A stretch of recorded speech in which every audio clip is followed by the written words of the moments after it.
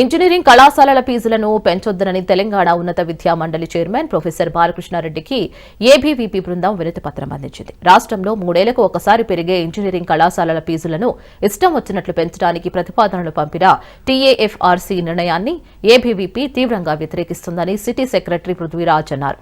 కళాశాలలు తప్పుడు ఆడిట్ లెక్కలు చూపిస్తూ ఫీజులు పెంచుకొని పేద విద్యార్థుల వద్ద లక్షలు దండుకుంటున్నారని అన్నారు. టీఏఎఫ్ఆర్సీ పంపిన ప్రతిపాదనలను విద్యాశాఖ ఉన్నతాధికారులు తిరస్కరిస్తూ చివాట్లు పెట్టారని అన్నారు.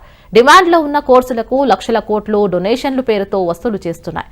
అయినా ప్రైవేట్ ఇంజనీరింగ్ కళాశాలల యాజమాన్యం దాహం తీరడానికి ప్రభుత్వానికి ఫీజులు పెంచాలని అడగడం ఎంతవరకు సమంజసమని పృథ్వీతేజ ప్రశ్నించారు.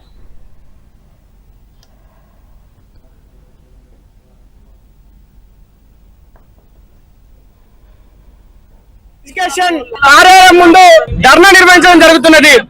అసలు పొంతన లేకుండా టీఏఎఫ్ఆర్సీ ఏదైతే ఉన్నదో ఇంజనీరింగ్ కాలేజీలలో ఫీజులు పెంచుకోవడానికి అనుమతులు ఇవ్వడాన్ని ఏబీవీపీ తీవ్రంగా వ్యతిరేకిస్తూ ఉన్నది.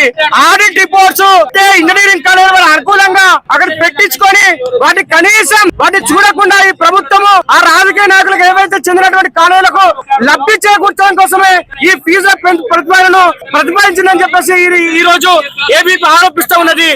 ఈ రోజు ఏఐసిటి రూల్స్ ప్రకారము ఇంజనీరింగ్ కళాశాలలో పనిచేసేటువంటి టీచింగ్ గానీ నాన్ టీచింగ్ స్టాఫ్ గానీ జీతాలు పెంచకుండా ఏ విధంగా ఇంజనీరింగ్ కోర్సుల ఫీజులు పెంచుతారో ఈ సందర్భంగా రాష్ట్ర ప్రభుత్వం స్పష్టం చేయాల్సిన అవసరం ఉన్నది. రాష్ట్రంలో ఈ యొక్క టీఏఎఫ్ఆర్సీ తీరు ఎట్లుందంటే పేద మధ్య తరగతి విద్యార్థులని ఇంజనీరింగ్ విద్యకు దూరం చేసేటువంటి కుట్ర ఈరోజు తెలంగాణ రాష్ట్రంలో జరుగుతా ఉంది. 3 ఏళ్లకు ఒకసారి పెరిగేటువంటి ఇంజనీరింగ్ కళాశాల ఫీజులను ఆడిట్ రిపోర్ట్లతోటి టీఏఎఫ్ఆర్సీ అధికారులు ప్రైవేట్ కళాశాల యజమాన్యాలతోటి ఈరోజు కుమ్మక్కయి తప్పుడు లెక్కలు చూపిస్తూ చాలా విడిగా ఫీజులు పెంచుకోవడానికి ప్రతిపాదనలు పంపితే ఇక్కడ ఉన్నటువంటి అధికారులు కనీసం పట్టించుకోకుండా వాటిని ఎవరైతే బడా బాబులు ఉన్నారో వాళ్లకు లాభం చేకూర్చే విధంగా ఈ రోజు ఇంజనీరింగ్ ఫీజులను పెంచేటువంటి ప్రక్రియ జరుగుతా ఉంది. వాళ్ళ యొక్క ఖర్చులెంత, వాళ్ళ యొక్క లాభాలెంత, ఇవన్నీ కూడా తప్పుడు రిపోర్టులతోటి ప్రభుత్వాన్ని కావచ్చు ఉన్నతాధికారులను కావచ్చు మోసం చేసేటువంటి కుట్ర ఈరోజు రాష్ట్రంలో జరుగుతా ఉంది. అయ్యా సీఎం రేవంత్ రెడ్డి గారు ఈ రోజు పేద విద్యార్థులు ఫస్ట్ జనరేషన్ విద్యార్థులు హైదరాబాద్ కు వచ్చి ఇంజనీరింగ్ విద్యను అభ్యసించాలంటే లక్షలు కట్టాల్సిందేనా?